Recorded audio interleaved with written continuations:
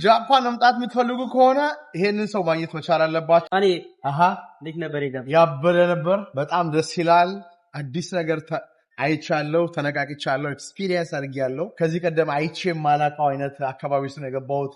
ምግቡ፣ ሰው፣ አየሩ፣ የምናየው ዲሲፕሊን፣ የከተማው አርኪቴክቸር፣ የነበረን ቆይታ፣ ስልጠናው፣ ሁሉም ነገር በጣም የሚገርም ነበር። እናንተ በጣም የሚገርም ነው። ስለዚህ ጃፓን መምጣት የምትፈልጉ ከሆነ ይሄንን ሰው ማግኘት መቻል አለባችሁ።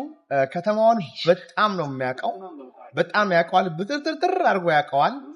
ኦሬስ እነሱን ሆኗል፣ ቋንቋቸውንም ያውቃል፣ ሁሉ ነገራቸውንም ያውቃል። እና ለስራም ሆነ ለጉብኝት የምትመጡ ሰዎች ካላችሁ ይሄን ሰው ማግኘት አለባችሁ። እዚህ ጋር ስልኩን ሜንሽን አድርጌላችኋለሁ፣ ደውላችሁ ማግኘት ትችላላችሁ። ልብ አድርጌ ነው የማመሰግነው። ወንድሜ በጋሻው ይባላል። ቴንክ ዩ ሶ ማች። እግዚአብሔር ይስጥልኝ ለነበረን ቆይታ በሙሉ። ተባረክ። ሚስትህም ልጅህም የተባረከ ይሁኑ። ስራህ የተባረከ ይሁን። እዚህ በቆየን ሰዓት ጥሩ ጊዜ እንድናሳልፍ ለረዳን ለኪኮ ኢቨንት ከልብ አድርጌ አመሰግናለሁ።